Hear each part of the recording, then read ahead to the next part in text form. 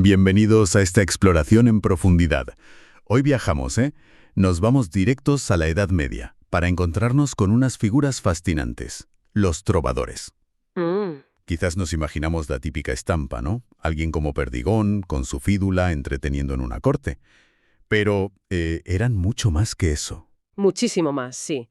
Hablamos de los compositores e intérpretes de la poesía lírica en occitano antiguo, allá por los siglos, bueno, principalmente XII y XIII, aunque arrancan antes.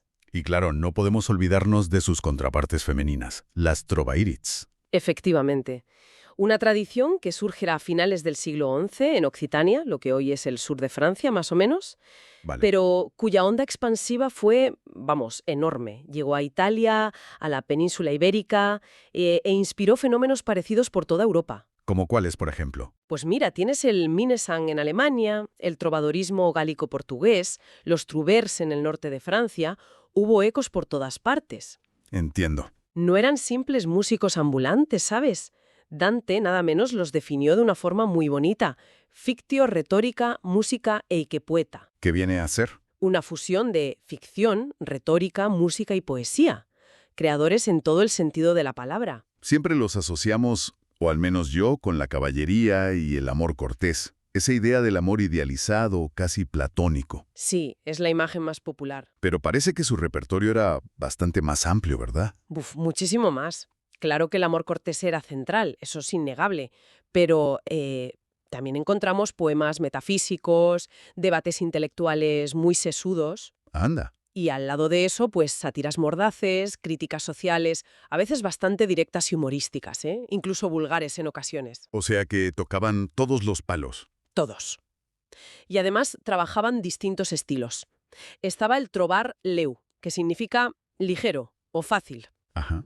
Era un estilo más directo, más sencillo de entender, casi como, no sé, la letra de una canción pop actual en cuanto a claridad, para que nos hagamos una idea. Era el más común, de hecho. Y en el otro extremo me decías que estaba. En el otro extremo, el trobar clus. Clus significa cerrado, hermético. Vale. Era poesía deliberadamente oscura, muy simbólica, llena de juegos de palabras, referencias cultas, solo apta para un círculo muy reducido, para iniciados, digamos. Qué curioso. ¿Y había algo intermedio? Sí, también se habla del trobar rico. Este buscaba la dificultad no tanto en la oscuridad del significado, sino en la riqueza léxica, en usar palabras raras, en el virtuosismo formal, la rima complicada. Madre mía, qué nivel. Fascinante. Bueno, pues nuestro objetivo hoy es justamente ese, explorar quiénes eran realmente estas figuras, cómo era su mundo, la naturaleza de su arte, poesía y música, su función social y, claro, cómo su legado ha llegado hasta nosotros, basándonos en las fuentes que tenemos. Un buen plan. Empecemos por lo más básico, si te parece. La palabra trovador. ¿De dónde viene exactamente? Pues viene del occitano, trovador, que a su vez deriva del verbo trobar. Y este verbo es muy interesante, ¿Por qué? porque significa encontrar, pero también inventar o componer. Tiene esa doble vertiente. Encontrar e inventar. Exacto. La teoría más aceptada lo conecta con el latín tardío, con una forma hipotética tropare, que estaría relacionada con crear tropus musicales y poéticos. Ah, claro. Y tropus viene del griego tropos, que significa giro, manera, estilo.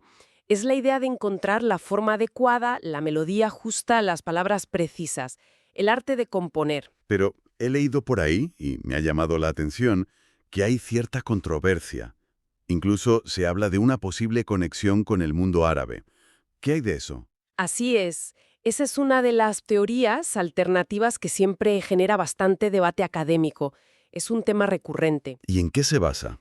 Bueno, se ha propuesto una conexión con la palabra árabe táraba. Táraba. Sí, que evoca la música, la emoción que produce, el éxtasis musical, o también con la raíz consonántica DRB, que entre otras cosas puede significar golpear o tocar un instrumento musical. Vale, entiendo la conexión sonora. Claro.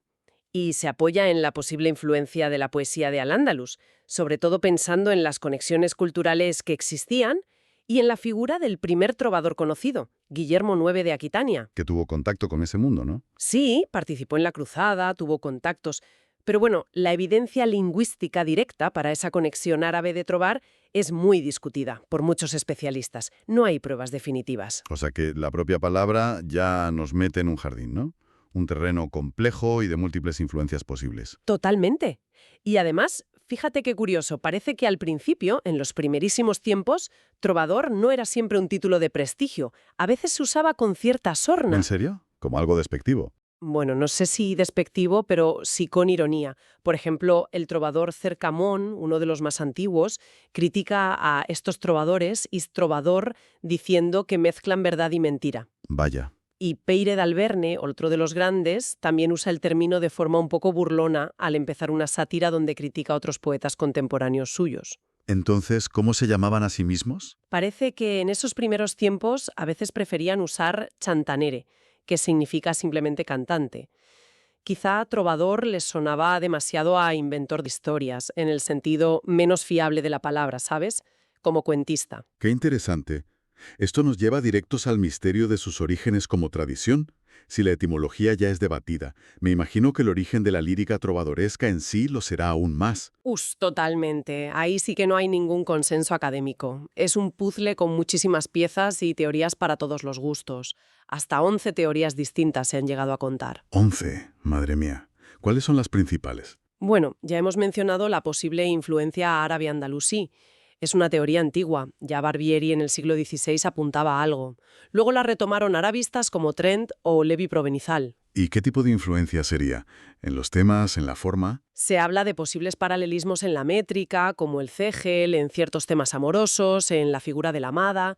Algunos incluso vieron versos en árabe en un poema de Guillermo IX, aunque eso está muy disputado. ¿Y qué dicen los que no están de acuerdo? Pues critican la falta de pruebas textuales directas, señalan diferencias importantes. Menéndez Pidal, por ejemplo, creía más en una influencia general a través de la Reconquista. Otros, como Beach, la ven muy limitada. Se menciona a Ibn Hazm y su Collar de la Paloma, pero la influencia directa es difícil de probar. La famosa Escuela de Traductores de Toledo es posterior, además. Vale, la teoría árabe es una. ¿Qué más hay sobre la mesa? Luego está la conexión con la tradición cristiana latina. Hay varias vertientes aquí. A ver, Una es la teoría litúrgica. Sugiere que la poesía trovadoresca pudo evolucionar a partir de los himnos latinos y sobre todo de los tropos musicales que se desarrollaron en monasterios importantes como San Marcial de Limoges, que estaba en pleno territorio trovadoresco. o sea, de la música de la iglesia. Exacto. Otra línea dentro de la influencia cristiana es la llamada bernardino-marianista. Suena complejo. Relaciona el surgimiento del amor cortés con la teología de San Bernardo de Claraval, con su énfasis en el amor espiritual, y con el creciente culto a la Virgen María en el siglo XII. Ven paralelismos entre la devoción mariana y la sumisión del trovador a su dama. ¿Y encaja bien? Tiene problemas cronológicos, porque los primeros trovadores, como Guillermo IX, son anteriores al gran auge de estas corrientes teológicas y del culto mariano. Así que como origen único no funciona del todo. Entiendo. Más teorías. Has dicho que había hasta 11. Sí, bueno, no vamos a detallarlas todas, pero hay que mencionar la teoría del origen en el latín clásico. En plan Ovidio. Exactamente. Se buscan paralelismos con la poesía amorosa de Ovidio, su ars amatoria, los amores, ciertas actitudes, ciertos tópicos. Y, por supuesto, la teoría feudal social es fundamental. ¿A qué se refiere esa? Se presenta como vasallo de su dama, mi dons, mi señor en masculino, le jura fidelidad, espera una recompensa, el gardó. Es verdad, usan toda esa terminología. Claro, autores como Köhler, Bloch o Duby han explorado mucho esta vía. Ven la poesía como un reflejo o incluso una sublimación de las tensiones y estructuras sociales de la época, como el papel de la dama que se queda al cargo del castillo mientras el señor está fuera. Entonces, más que un único origen, parece una confluencia de factores, ¿no? Eso parece lo más sensato, que la poesía trovadoresca nació en una encrucijada cultural muy rica, en el sur de Francia, bebiendo de diversas fuentes, latinas, quizás algo de árabe, litúrgicas, folclóricas, que no conocemos bien, y sobre todo muy anclada en su propio contexto social feudal, un verdadero crisol. Crisol, sí. Hablemos un poco de su historia, de cómo se desarrolló, quién es la primera figura que podemos identificar claramente con nombre y obra. Pues el primer trovador del que conservamos obra y además Una obra ya muy potente, es una figura de altísimo rango. Guillermo IX, duque de Aquitania y conde de Poitiers. Nació en 1071 y murió en 1126. Un duque trovador. No está mal para empezar. No, desde luego. Y sus poemas ya muestran una gran maestría técnica y temática. Son a veces muy refinados, a veces sorprendentemente obscenos. O sea que ya tenía variedad. Sí, esto ha llevado a pensar a algunos estudiosos como Peter Dronke que Guillermo no fue el inventor absoluto de la tradición, sino quizás la culminación de una etapa anterior que no conocemos o el primer gran exponente de algo que ya estaba gestándose. ¿Se sabe de alguien anterior? Se menciona a un tal Eble II de Ventador como posible predecesor, maestro de Guillermo según alguna vida, pero lamentablemente no nos ha llegado nada suyo. Es una figura un poco legendaria. ¿Y tenemos pruebas de que las canciones de Guillermo sonaran en su época? Sí, sí. Hay crónicas contemporáneas, por ejemplo, Orderico Vitalis, un cronista normando, menciona hacia 1102 que Guillermo componía canciones sobre sus experiencias bastante desgraciadas en la cruzada y describe una actuación suya posterior, sobre 1135, donde cantaba sobre sus aventuras amorosas. Así que sí, sus canciones circulaban. Si Guillermo fue el primero conocido, ¿cómo se difundió el fenómeno? ¿Fue algo rápido, una moda? Pues al principio parece que fue algo gradual. Durante la primera mitad del siglo XII conocemos relativamente pocos nombres. Cercamón, Marcabrú, Jaffe Rudel. Vale. Pero luego, sobre todo en el periodo que va aproximadamente de 1180 a 1220, hay una verdadera explosión. Es la época de la que conservamos la mayor parte de las obras. ¿Cuántas, más o menos? Casi la mitad de las 2500 letras que nos han llegado. Es impresionante. Madre mía. ¿Y geográficamente cómo fue esa expansión? Parece que la cuna está en la zona occidental de Aquitania, en Limousin, Poitou. De ahí se expande hacia el este, Auvernia, Provenza, en Languedoc. Y a principios del siglo XIII da el gran salto. ¿Hacia dónde? Hacia Italia, sobre todo el norte, y hacia Cataluña. Y desde ahí se extiende al resto de la península ibérica. Los franceses hablan del rayonamiento de troubadours, la irradiación de los trovadores. Una verdadera exportación cultural. ¿Y cuál se considera la época dorada, el periodo clásico de los trovadores? Si es que se puede hablar de uno. Sí, sí se puede. Generalmente se sitúa entre, pongamos, 1170 y 1213, más o menos. La fecha final a veces se asocia con la batalla de Muret, que fue un golpe duro para la cultura occitana. Porque esa época es la clásica. Porque es cuando florecen muchos de los nombres más emblemáticos y admirados. Bernard de Ventadorn, considerado el gran maestro de la canso, la canción de amor cortés. El más famoso, quizás. Probablemente. También Giraud de Bornel, al que su biógrafo llama maestro de los trovadores y que era famoso por sus melodías, o Bertrand de Born, un noble guerrero, señor de Castillo, conocido por sus potentísimos sirventes, poemas de contenido político, bélico, satírico. Muy cañero. Entiendo. En esta época se consolidan los géneros principales, como la canso, y se empiezan a fijar las reglas del arte de trobar, la técnica poética. Reglas que luego serían codificadas en tratados como los de Raymond Vidal o Hug Faidit.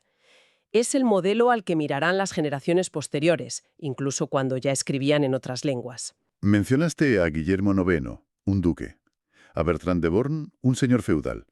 ¿Pero quiénes eran los demás? ¿Pertenecían todos a la nobleza? ¿Eran todos como ellos? Ahí está una de las claves de la riqueza de este fenómeno, la enorme diversidad social de los trovadores. Guillermo IX es el ejemplo de la más alta nobleza, claro, pero no era la norma general, ni mucho menos. ¿Había muchos nobles entonces? Había nobles, sí, de distintos rangos. Jufre Rudel, por ejemplo, era príncipe de Blay. Otros eran caballeros, a menudo descritos en sus vidas como pobres o de baja nobleza, como Berenguer de Palazol, Peyrol, Raymond de Mirabal. Probablemente dependían mucho del mecenazgo de cortes más ricas. ¿Y fuera de la nobleza? ¿Había gente del común? Sí, por supuesto. Sobre todo conforme avanza la tradición y se extiende geográficamente. Encontramos figuras de orígenes más humildes. ¿Por ejemplo? Pues mira, Salja de Escola era hijo de un mercader. Elías Fonsalada era un burgués. Perdigón, que mencionabas al principio, según su vida, era hijo de un pescador pobre. Ilías Cairel era hijo de un herrero. Anda. Pescadores, herreros. Eso rompe un poco la imagen del noble poeta. Totalmente. Y otro dato muy, muy relevante, muchísimos trovadores tenían formación clerical. Habían pasado por escuelas catedralicias o monásticas. Claro, eso les daría acceso a la cultura escrita, a la retórica, a la música. Exacto. Figuras como Aymeric de Belenoy, Peire Vidal o Folquet de Marsella, que tuvo una exitosa carrera como trovador y luego llegó a ser obispo de Toulouse. Obispo, ¿qué cambio? O Jofre de Foixa, que acabó siendo abad. Así que el perfil es muy, muy variado. No eran solo juglares errantes. Esa imagen es demasiado simplista. Había gente de corte, gente que viajaba, gente con educación formal, gente de orígenes muy distintos. Has tocado un punto importante, la distinción entre trovador y juglar. A veces se usan casi como sinónimos, pero no lo son, ¿verdad? No, no lo son, aunque a veces se confundan o las funciones se solapen. La distinción teórica es bastante clara, sobre todo a partir de mediados del siglo XII. ¿Cuáles? El trovador, del verbo trovar, encontrar, inventar, era el creador, el compositor original de la obra, principalmente de la poesía y a menudo también de la música. El inventor. Vale. ¿Y el juglar? El juglar, que viene del latín joculator, el que divierte, hace juegos, y de ahí viene nuestro juglar, era fundamentalmente el intérprete. El que actuaba. Exacto. Cantaba las canciones, tocaba instrumentos, la cídula, el arpa, flautas, percusión, recitaba los poemas, pero también podía hacer otras cosas, bailar, hacer acrobacias, malabares. Eran artistas más polifacéticos en cuanto a la ejecución. Y a menudo interpretaban obras de trovadores, ¿no? ¿Eran como sus altavoces? Eso es, eran sus vehículos de difusión. Un trovador podía componer su obra y luego un juglar, o varios, la interpretaban en distintas cortes, difundiéndola. ¿Pero podía un trovador ser también juglar o viceversa? ¿O eran categorías estancas? No, no, no. No eran estancas. Por supuesto que un trovador podía interpretar sus propias obras, y de hecho muchos lo hacían, y muchos trovadores probablemente empezaron sus carreras como juglares, aprendiendo el oficio desde abajo. Tenemos ejemplos de esto. Sí, claro. Nombres como Aymeric de Sarlat, Arnau de Maruil, Guillem Magret, Peirol, Pistoleta, el mismo Perdigón, son considerados trovadores que también ejercían de juglares, que actuaban. La línea no siempre era rígida en la práctica. Entiendo. De hecho, hubo trovadores que se quejaban de la confusión o de la falta de reconocimiento. Bertrand de Born tiene un sirvencés atacando a los malos juglares. Y hay géneros como el ensenyament joglaresc, enseñanza para juglares, o el sirventès joglaresc, sirventés sobre juglares, que reflejan esta tensión. Y mencionaste antes una carta de Guirau Riquier a Alfonso X. Sí, es muy famosa. A finales del siglo XIII, Guiraut Riquier, uno de los últimos grandes trovadores, escribió una súplica al rey Alfonso X el Sabio de Castilla, pidiéndole que estableciera una jerarquía y una terminología más clara para distinguir entre los distintos tipos de artistas. ¿Por qué? Porque sentía que el término juglar se usaba de forma demasiado genérica y desprestigiaba a los verdaderos creadores, a los trovadores. Quería una clarificación de estatus, digamos. Qué curioso. Para conocer sus vidas, más allá de los datos históricos, contamos con unas fuentes un tanto peculiares. Las vidas y las razos. ¿Qué son exactamente y qué fiabilidad les podemos dar? Son textos breves, escritos en prosa occitana antigua. Las vidas son, como su nombre indica, pequeñas biografías de los trovadores. Y las razones, explicaciones, intentan contar las supuestas circunstancias en que se compuso un poema concreto. A quién iba dirigido, por qué pasó después. Suenan muy interesantes. ¿Lo son? Son fascinantes como ejemplos tempranos de prosa narrativa en lengua vernácula y nos dan detalles muy pintorescos, anécdotas, a veces son nuestra única fuente de información sobre ciertos aspectos. Pero, ¿son fiables? Ahí está el kit de la cuestión. Hay que tomarlas con muchísima cautela, mucha. ¿Por qué? Primero, porque se escribieron bastante después de la época de los trovadores que biografían, muchas en el siglo XIII y principalmente en Italia, no en Occitania. Ajá. Segundo, porque a menudo parecen ser interpretaciones noveladas, casi ficciones, basadas en una lectura literal y a veces un poco ingenua de los propios poemas del trovador. O sea, que si un trovador decía en un poema, «Muero por vos, señora», el biógrafo escribía, Y murió de amor por tal dama. Algo así, exagerando un poco. Inventaban historias para explicar los poemas. Muchas de ellas se atribuyen a otro trovador, Hug de Saint-Circ, que trabajó en Italia. Así que como fuentes históricas rigurosas, pues no. Son más bien testimonios de cómo se recibía y se interpretaba la poesía trovadoresca un tiempo después. Entendido. Hay que leerlas como lo que son, casi como parte de la leyenda. Y hablando de Italia, allí surgió un fenómeno curioso que mencionaste de pasada, los podestás trovadores. ¿Puedes contarnos un poco más? Sí, es un caso muy particular que identificó el estudioso italiano Giulio Bertoni. Se trata de hombres, a menudo de la burguesía urbana de las ciudades del norte de Italia, Génova, Bolonia, Florencia, que ejercían el cargo de podestá. ¿Qué era un podestá? Era una especie de gobernador o magistrado principal, a menudo traído de fuera de la ciudad para intentar ser imparcial en las luchas entre facciones, güelfos y gibelinos, por ejemplo. Vale. Pues resulta que varios de estos podestá, además de su labor política y administrativa, componían poesía en occitano, al estilo trovadoresco, y a menudo poesía de tema político, precisamente, tomando partido en esas luchas. ¿Qué mezcla? ¿Políticos y poetas en lengua extranjera? Exacto. Figuras como Rambertino Bubalelli, que fue podestá en varias ciudades y se le considera uno de los primeros trovadores nativos de Italia, o miembros de familias importantes como los Doria de Génova, Luca Grimaldi, Luceto Gatilucio, Perceval Doria, Simon Doria, también nobles como Alberico da Romano, que fue patrón y compositor. ¿Y por qué escribían en occitano y no en su lengua local? Porque el occitano se había convertido en la lengua de prestigio para la poesía lírica en gran parte de Europa occidental. Era la lengua del amor cortés, de la alta cultura poética. Estos podestás, a menudo de clase media ascendente, adoptaban el occitano para mostrar su refinamiento y participar en esa cultura internacional. Muestra cómo la cultura trovadoresca se adaptó a nuevos contextos sociales y políticos fuera de su cuna occitana. Muy interesante esa adaptación. Y en medio de todo este mundo que parece mayoritariamente masculino, estaban ellas, las trovairits, las mujeres trovadoras. ¿Qué sabemos de estas compositoras? Son importantísimas, de verdad. Representan, que sepamos, las primeras compositoras de música secular de toda la tradición occidental cuya obra nos ha llegado. Un hito. Las primeras compositoras. Suena increíble. Lo es. La propia palabra trovairits ya aparece documentada en el siglo XIII en un texto llamado El Román de Flamenca. ¿Y cuántas conocemos? ¿Muchas? Bueno, muchas es relativo. Conocemos por su nombre a unas 20 o 21, más alguna anónima como Domna H.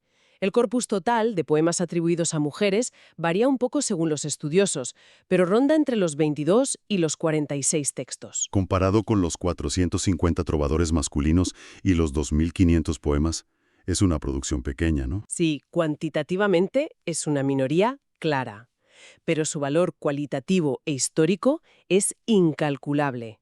Han sido muy estudiadas, sobre todo en las últimas décadas. ¿Y cómo era su obra? ¿Similar a la de los hombres o tenía rasgos propios?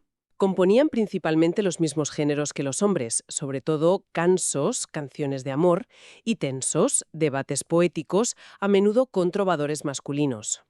¿Y sirventes, los poemas políticos o satíricos? Curiosamente, solo conservamos un sirventes atribuido a una mujer con nombre, una tal Gormonda de Montpellier, que es una respuesta a otro poema. Parece que ese género, más público y agresivo, lo cultivaron menos. También hay un Salut d'amor, carta de amor en verso, de Azalais d'Altier, y un planche, lamento fúnebre anónimo atribuido a las hermanas de un trovador. ¿Y el estilo? Mencionaste antes el leu, el clus, el ric. Predomina clarísimamente el trobar leu, el estilo ligero y directo. Solo hay un par de poemas que se consideran cercanos al trobar clus. Parece que preferían la claridad expresiva. ¿Eran muy prolíficas? No parece. La más famosa, la Comtesa de Día, de la que ahora hablaremos, nos dejó 4 poemas. Castellozzosa, otra bastante conocida, 3 o 4. No eran autoras de grandes cancioneros. ¿Y de dónde eran? ¿También de Occitania? Sí, casi todas las que podemos identificar eran nobles de distintas regiones de Occitania. Auvernia, Provenza, Languedoc. La mayoría eran de alta cuna, esposas o hijas de señores importantes. Quizás hubo alguna excepción, como una llamada lombarda, que podría ser de clase mercantil. ¿Y en qué época vivieron? principalmente a finales del siglo XII y principios del XIII, más o menos entre 1170 y 1260. Coincide bastante con el periodo clásico de los trovadores masculinos. ¿Algún nombre destacado aparte de la Contesa de Día? Sí, claro. Se suele mencionar a Tibors de Sarenom, como quizás la más temprana. Castellosa es muy interesante por la intensidad de sus poemas de amor. Garsenda de Forcalquier, esposa de un conde de Provenza, fue también patrona de trovadores. Hay varias figuras notables. Y tenemos 8 vidas o razos sobre trovairits, aunque con la misma problemática de fiabilidad que comentábamos antes. Y lo más excepcional, me decías antes, es que conservamos música de una de ellas. Sí, es increíble pero cierto. Solo conservamos una única melodía compuesta por una trovairits. Una entre todas. Solo una. ¡Qué pena! ¿De quién es? Es de la más famosa, la Comtesa de Día. La melodía acompaña su poema A chantar mer de Soquieu non volria. ¿Qué significa? Tendré que cantar de aquello que no querría.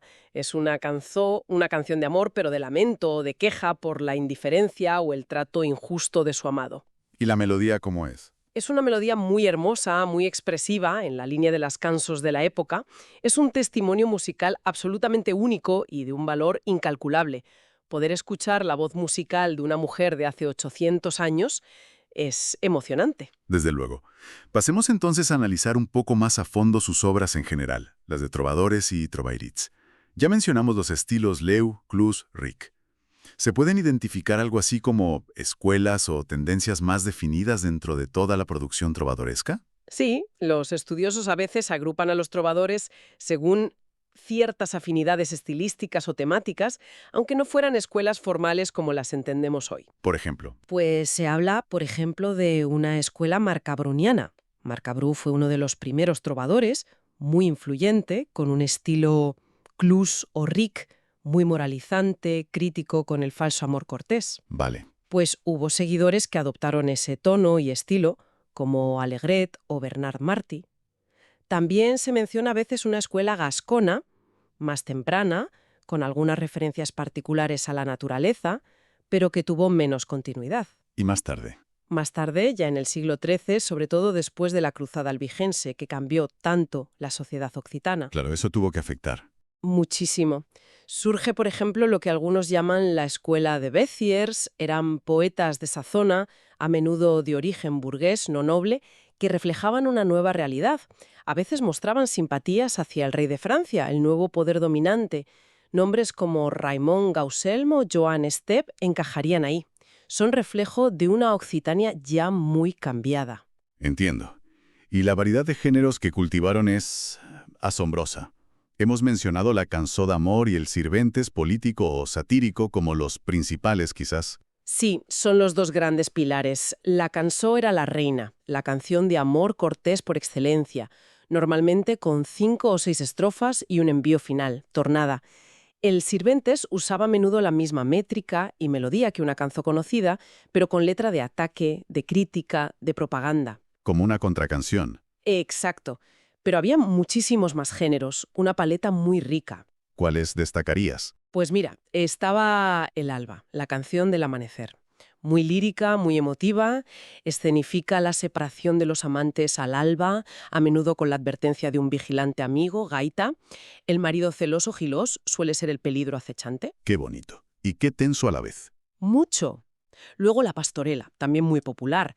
Narra el encuentro en el campo entre un caballero, normalmente el narrador, y una pastora. El diálogo puede ser de seducción, a veces funciona, a veces la pastora lo rechaza con ingenio. Tiene un aire más ligero a veces. Vale. El planche, como dijimos, era el lamento fúnebre. Un género muy solemne, dedicado a la muerte de un protector, un amigo o otro trovador, una figura importante. Seguía una estructura bastante definida. ¿Y los debates? Mencionaste las tensos. Sí, la tenso era un debate entre dos trovadores, a veces sobre temas de amor, de moral, de filosofía. Cada uno defendía una postura en estrofas alternas. Podía ser un debate real o ficticio.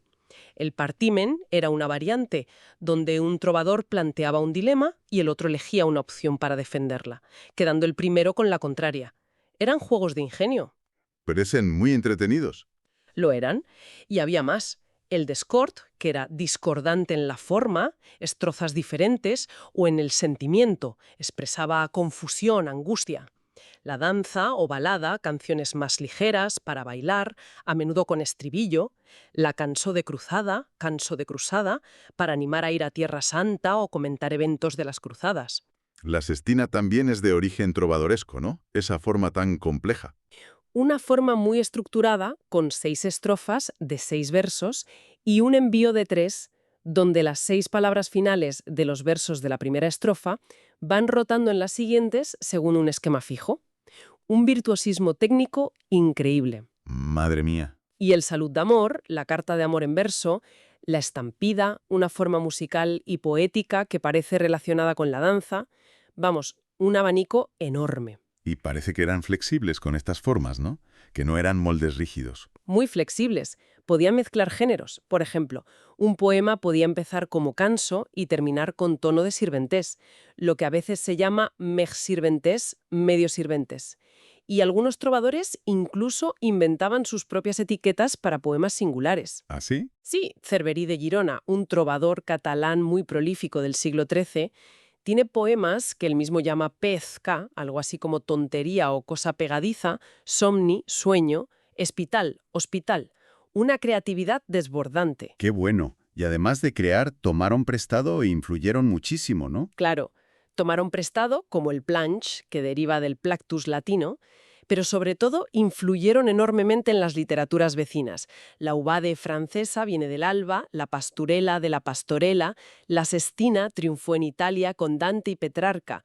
Incluso el soneto, aunque es una creación de la escuela siciliana en Italia, recibió influencia temática y formal de la canso. Su impacto fue duradero. ¿Y cómo llegaban estas obras al público? ¿Cómo era la interpretación en la práctica? La interpretación era absolutamente fundamental. La poesía trovadoresca era para ser cantada, o al menos recitada con acompañamiento musical. No era solo para leer en silencio. ¿Quién la interpretaba? Podían ser los propios trovadores, sobre todo si tenían buena voz y habilidades musicales. O, como decíamos, más comúnmente, juglares profesionales o cantaires, cantantes especializados. Si ayudaban de algo para recordar las letras y la música. Sí, aquí entran en juego los cancioneros manuscritos, los chansonniers. Aunque muchos eran compilaciones posteriores, seguramente circulaban copias o cuadernos de trabajo. ¿Y dónde actuaban? ¿Solo en las cortes? El escenario principal eran las cortes nobles, sí, el castillo, el palacio. La poesía servía como entretenimiento en fiestas y banquetes, pero tenía más funciones. ¿Cómo cuáles? Pues era un vehículo de propaganda política en los sirventes, de enseñanza moral, de debate intelectual y, por supuesto, era central en el juego social del amor cortés. También podían actuar en plazas, en peregrinaciones, aunque quizás con repertorios distintos. ¿Había competiciones? Sí, también. Se habla de las cours d'amour, cortes de amor, aunque su existencia real es debatida. Lo que sí es seguro es que existían competiciones poéticas, como los famosos jocs florals, juegos florales, que se establecieron formalmente más tarde, en el siglo XIV, en lugares como Toulouse, Lleida o Barcelona, inspirados en la tradición trovadoresca. Tenían sus propias reglas codificadas en tratados como las Leis d'Amors. Qué organizado. ¿Y la música, volviendo a ella, qué características generales tenía? Mencionaste que se conservan pocas melodías. Sí, es la gran pérdida. De unos 2.500 poemas, tenemos la música de menos de 300, una proporción pequeña. Una pena. Una pena enorme. Lo que sabemos es que era música fundamentalmente monofónica, ¿Qué significa eso? una sola línea melódica, sin acompañamiento armónico escrito, aunque es posible que se improvisara algún tipo de acompañamiento instrumental sencillo, un bordón, quizá doblar la melodía. Pero la notación que tenemos es solo de la melodía principal. ¿Y quién componía esa melodía? ¿El mismo trovador que la letra? Generalmente se asume que sí, que el trovador era compositor de letra y música, o al menos supervisaba la composición musical. Pero también podían adaptar melodías preexistentes a nuevos textos, es lo que se llama contrafactum. Como el ejemplo que diste antes. La vida cuenta que adaptó una melodía instrumental que escuchó tocar a unos juglares en la Porte de Monferrato. Sea verdad o no la anécdota, la práctica del contrafactum era común. La música era esencial para el efecto completo de la obra, le daba su carácter. Y toda esta sofisticación poética y musical en occitano, al extenderse fuera de Occitania, llevó la necesidad de crear herramientas para aprender la lengua y sus reglas, ¿no? Efectivamente. Fue una consecuencia natural de su éxito internacional, sobre todo en Cataluña y en Italia, donde la lírica trovadoresca tuvo un impacto tremendo, y muchos autores locales quisieron imitarla o componer directamente en occitano. ¿Necesitaban manuales? Claro, empezaron a surgir gramáticas, tratados de retórica poética y diccionarios para ayudar a los hablantes no nativos. ¿Puedes darnos algún ejemplo? Pues mira, uno de los primeros y más importantes son las Rasos de Trobar de Raimon Vidal de Besalú, un catalán, escritas a principios del siglo XIII. Son una gramática y un arte poética del occitano. También el Donats Provençals de Hugues Faidit, dirigido a italianos. Dimensionaste las leyes de amor. Sí, esas son posteriores, del siglo XIV. Son un compendio muy extenso de gramática, poética y retórica occitanas compilado para regular los jocs florals del consistorio del Gai Samer en Toulouse. Reflejan ya una fase de academización y codificación de la tradición. También hubo diccionarios de rimas, como el que hizo Jaume March II en Cataluña. Todo esto ayudó a preservar y transmitir el conocimiento de la lengua y el arte trovadoresco. Y eso nos lleva a la última pregunta clave. ¿Cómo ha sobrevivido todo este tesoro cultural, estos poemas, estas melodías, aunque pocas, hasta nuestros días? ¿Cómo lo conocemos? La clave absoluta está en los chansonniers, los cancioneros manuscritos. Los que mencionaste antes. Exacto. Son códices, libros manuscritos, a menudo hechos en pergamino y a veces lujosamente iluminados con miniaturas que representan a los trovadores o escenas de sus poemas. ¿Quién los encargaba? Normalmente patrones ricos, nobles, a veces burgueses adinerados, sobre todo en Italia y Cataluña, que querían tener recopilaciones de las obras de sus poetas favoritos o de la tradición en general. Son auténticas antologías. ¿Y cuántos hay? Se conservan varias decenas de estos cancioneros, algunos más completos que otros, algunos fragmentarios. Gracias a ellos hemos recuperado la gran mayoría de los textos que conocimos hoy. Unos 2.600 poemas o fragmentos atribuidos a unos 450 trovadores identificados por nombre. ¿Y cómo se identifican esos manuscritos? Los estudiosos modernos, desde el siglo XIX, con Carl Barth, les asignaron unas letras mayúsculas para poder referirse a ellos de forma unificada. Son las famosas siglas. Hablamos del cancionero A, del C, del R, etc. Se distingue también si son de pergamino o de papel, letra minúscula en ese caso. Y algunos tienen música, dijiste. Sí, eso es crucial. No todos, pero algunos de los cancioneros más importantes, como los manuscritos G, R, W, el famoso Chansonnier du Roi, o X, incluyen la notación musical neomática junto a las letras. Son nuestras fuentes primordiales para intentar reconstruir cómo sonaban estas canciones. Otros, como el canzoner Gil, sigla SG, son importantes por la calidad de sus textos o por incluir vidas y raezos. Sin estos cancioneros, nuestro conocimiento sería muchísimo menor. Realmente fascinante. Para ir resumiendo entonces, estamos ante unas figuras, los trovadores y trovairiz, que fueron absolutamente clave en la cultura medieval europea. Sin duda. Compositores e intérpretes en lengua occitana que provenían de orígenes sociales muy diversos, desde la más alta nobleza hasta hijos de artesanos. Crearon un arte, una poesía y una música de una complejidad y una variedad enormes. Estilos distintos, leu, clus, ric, muchísimos géneros, del acanso de amor al sirventes político, pasando por el alba, la pastorela, el plan. Una riqueza increíble. Y su función social también era múltiple. Entretenimiento, vehículo del amor cortés, pero también herramienta política, de crítica social, de debate. Exacto. Su influencia se extendió por toda Europa, sentando las bases de mucha de la lírica que vino después en otras lenguas vernáculas. Y todo esto lo sabemos fundamentalmente gracias a esos valiosos cancioneros manuscritos que actuaron como auténticas cápsulas del tiempo. Has hecho un resumen perfecto. Su legado es inmenso, de verdad. No solo influyeron directamente en movimientos contemporáneos o inmediatamente posteriores, como los truberes del norte de Francia, el minesang alemán o la lírica gallego-portuguesa, Claro. sino que también fueron absolutamente cruciales para el desarrollo de la poesía en Italia.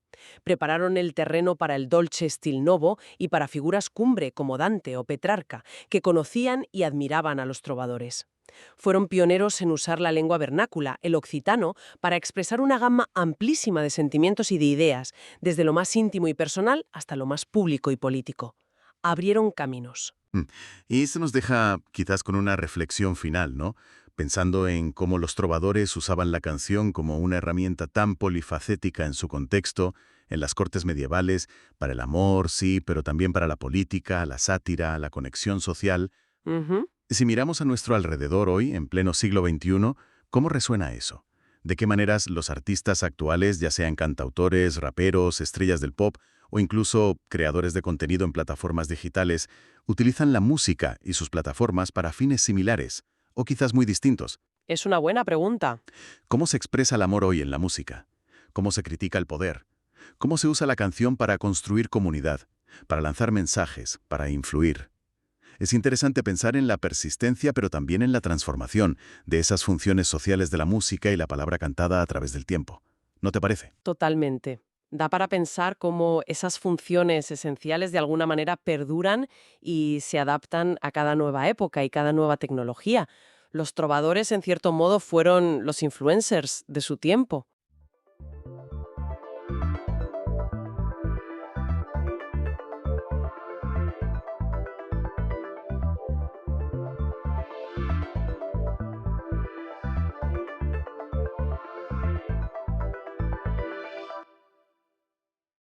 Bienvenidas y bienvenidos a esta nueva exploración. Hoy nos metemos de lleno con un tema, un tema que lleva milenios dando que hablar, la profecía. Vamos a usar como guía un artículo enciclopédico bastante extenso, y la idea es intentar entender juntos qué es eso de la profecía, cómo se ha visto en distintas culturas, en distintas religiones, y qué explicaciones se le han buscado más allá de la pura fe. Hola a todos. Sí, es un tema fascinante y, como dice, es complejo.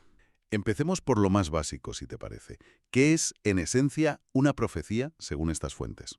Pues a ver, lo fundamental, lo que parece común, es que se trata de un mensaje.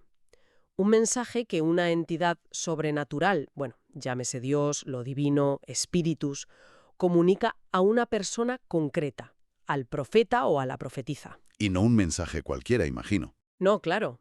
Suele ser sobre la voluntad divina o leyes importantes, o lo que más llama la atención, claro, conocimientos sobre el futuro, sobre eventos que van a pasar.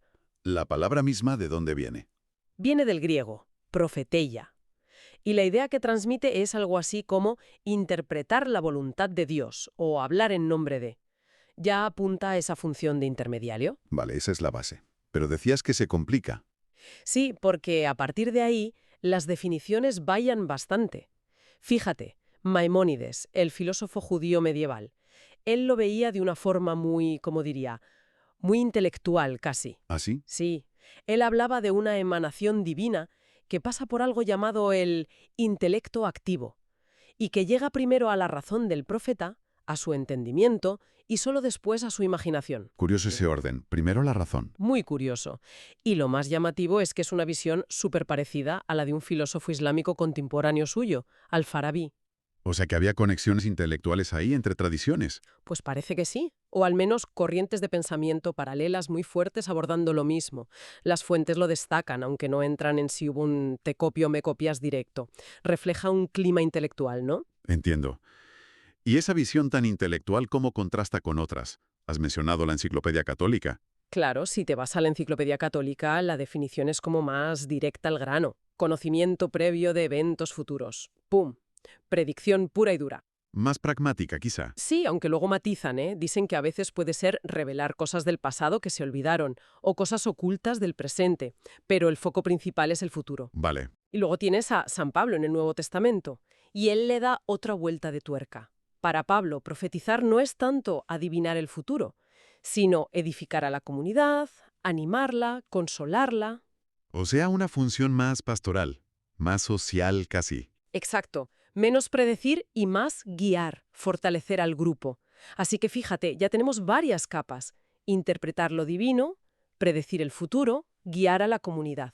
No es una sola cosa. Queda claro. Pues vamos a ver cómo estas ideas se plasman en las religiones concretas. Empecemos por el judaísmo, que tiene una tradición profética potentísima. Sí, central.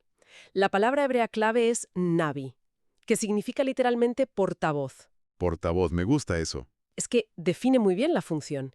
El navi habla al pueblo en nombre de Dios. pero también habla a Dios en nombre del pueblo. Es un intermediario en ambas direcciones. Ajá. Las fuentes recalcan mucho. Gran parte de lo que hacen los profetas en el Tanaj, lo que llamamos Antiguo Testamento, no son sentencias de futuro fijas. Ah, no es esto va a pasar sí o sí. Muchas veces no, son más bien advertencias condicionales. El esquema es, oye, pueblo, estáis haciendo esto mal, el pecado X. Si no os arrepentís y cambiáis, entonces ocurrirá la consecuencia Y. Ah, vale. O sea que hay margen de maniobra. Exacto. Es una llamada a la reacción, al arrepentimiento. No es un destino inevitable siempre. Implica que las acciones humanas importan, pueden cambiar el resultado. Eso le da una dimensión muy diferente a la idea popular de profecía. Totalmente. Ahora dicho esto, la tradición judía rabínica mayoritaria considera que la nebuá, la profecía auténtica como la de esa época clásica, cesó. ¿Cesó? ¿Cuándo? Pues creen que se retiró del mundo después de la destrucción del primer templo de Jerusalén, allá por el siglo VI a.C. Consideran que Malaquías fue el último de los grandes profetas bíblicos reconocidos. Qué interesante esa idea de que un don divino pueda retirarse. ¿Sí? Y dentro de esa tradición también hay debates. Un académico, Sigmund Mowinckel, diferenció entre dos tipos de figuras en el antiguo Israel. Los videntes, más ligados a prácticas antiguas, de oráculos, quizás sacerdotes. Como adivinos, digamos. Algo así. Y por otro lado, los profetas extáticos, que entraban en trance, quizás influenciados por culturas vecinas como la cananea. Esto sugiere que el fenómeno no era monolítico ni siquiera entonces. Claro, distintas formas de manifestarse. Exacto. Y volviendo a Maimónides, él no solo la definió, propuso 12 niveles de profecía. 12. 12 niveles. Desde el más alto, que solo alcanzó Moisés, según él, hasta niveles mucho más bajos, donde alguien puede percibir la voluntad divina, pero es incapaz de articularla, de comunicarla.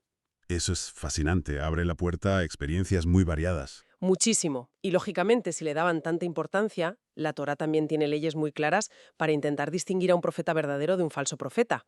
Era un tema serio, con mucho poder y, por tanto, con riesgo de engaño. Claro, el riesgo del charlatán siempre está ahí.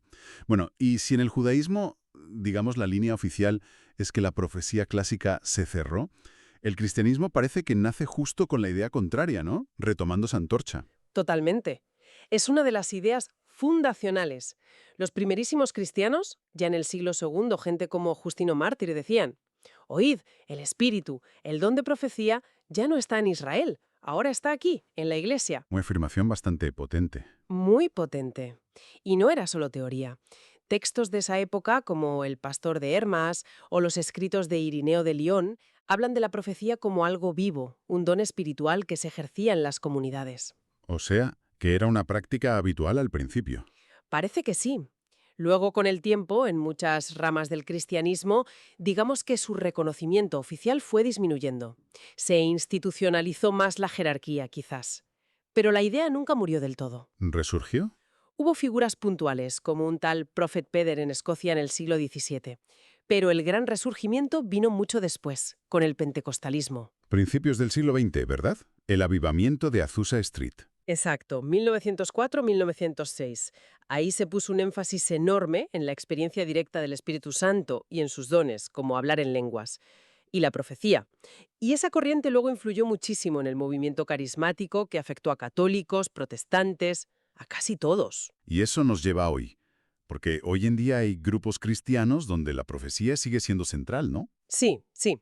Las fuentes ponen varios ejemplos muy claros. Los adventistas del séptimo día, por ejemplo. Ellos creen que el don de profecía es una de las señales que identifican a la Iglesia verdadera en los últimos tiempos. Y tienen una figura clara.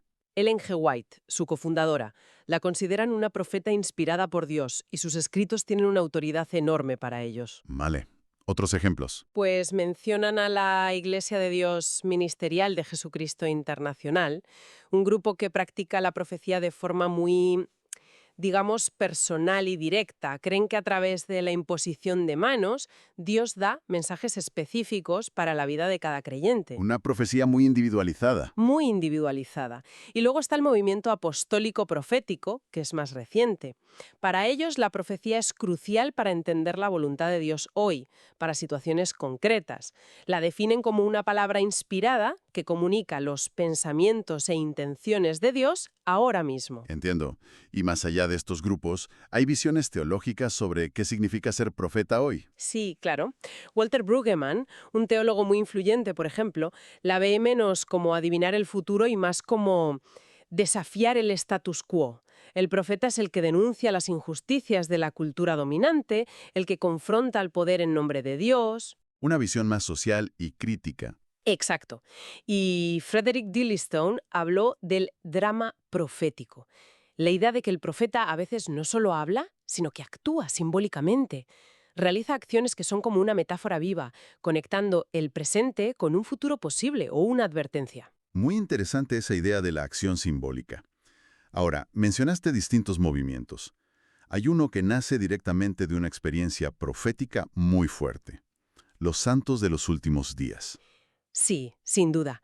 Toda su religión se articula en torno a las revelaciones que afirmó recibir Joseph Smith, empezando por esa famosa primera visión en 1820, donde dice que se le aparecieron Dios Padre y Jesucristo. Y a partir de ahí, más revelaciones. Continuas, la traducción del Libro de Mormón, que según ellos hizo por inspiración divina, y lo fundamental es que, para ellos, esto no se acabó con Joseph Smith. Sigue habiendo profetas. Creen que la revelación continúa. El presidente de la Iglesia es considerado profeta, vidente y revelador. Creen que Dios sigue hablando a través de él. Actualmente, para la rama mayoritaria, la Iglesia de Jesucristo de los Santos de los Últimos Días, la que tiene sede en Utah, esa figura es Russell M. Nelson. Y esto viene desde el principio, la idea de una sucesión profética. Sí, aunque hubo una crisis tras la muerte de Joseph Smith. La mayoría siguió a Brigham Young hacia el oeste, a Utah, pero otros grupos discreparon sobre quién debía ser el sucesor y formaron otras denominaciones, como la Comunidad de Cristo. Vale, distintas ramas con la misma raíz profética. Exacto, y sus escrituras reflejan esto. Usan la Biblia, el Libro de Mormón y un libro llamado Doctrina y Convenios, que recoge muchas de esas revelaciones modernas a Smith y sus sucesores. También circulan otras profecías atribuidas a Smith, como la del caballo blanco, aunque parece que no tienen el mismo estatus oficial dentro de la iglesia principal. Hay que decir que la fuente original aquí sí que apuntaba que faltaban algunas citas concretas para respaldar todos los detalles. Entendido. Buen apunte sobre las fuentes. Hemos visto judaísmo, cristianismo en muchas formas. Saltemos al Islam. ¿Cómo encaja la profecía ahí? Pues también es absolutamente central. El término árabe es nubuwa, que significa profecía, y viene de nabí, profeta. Un nabí es alguien enviado por Dios, con una ley, normalmente a un pueblo específico. Similar al nabí hebreo, entonces. Muy similar. Y luego tienen otro término importante, rasul, que se traduce como mensajero o apóstol. Un rasul es un tipo especial de nabí que trae una revelación divina completa, una escritura sagrada, lo que llaman risala, normalmente a través de un ángel. O sea, hay distintos rangos también. Exacto.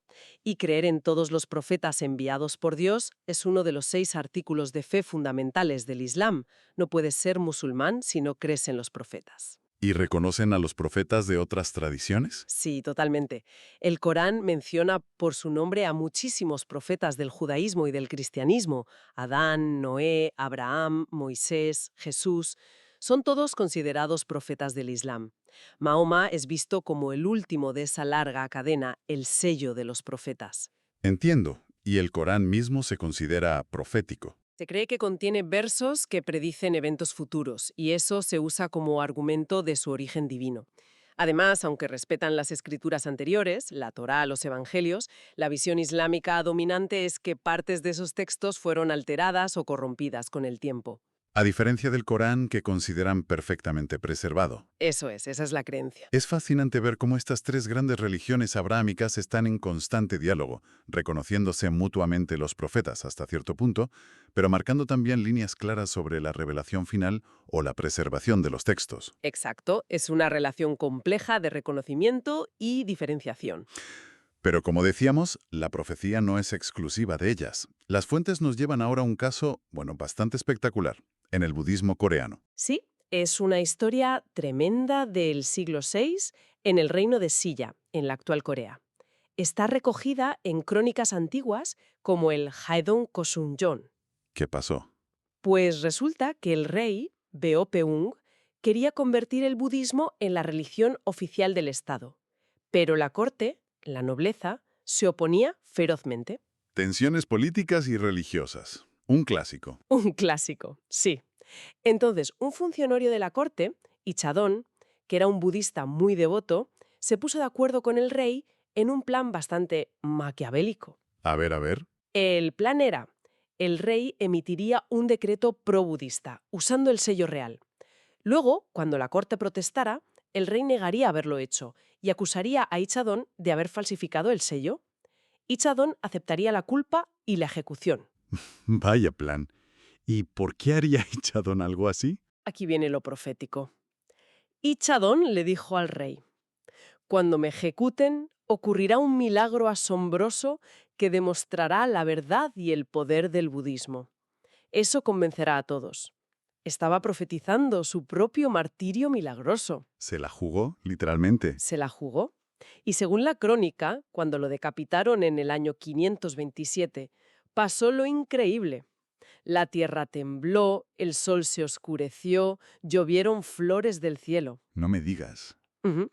Su cabeza cortada salió volando hasta unas montañas sagradas cercanas, y de su cuerpo, en lugar de sangre, brotó leche blanca. Leche. Leche blanca. Ante semejante portento, la corte quedó conmocionada y convencida. Retiraron su oposición y el budismo se convirtió en la religión oficial de Silla. Desde luego, como demostración de poder profético, es difícil de superar en cuanto a impacto visual. Impactante es poco, ¿sí? Una historia increíble. Y yéndonos a tradiciones más recientes, ¿qué pasa con la fe Bahá'í? También tiene una base profética, ¿verdad? Absolutamente. Nace en Persia en el siglo XIX.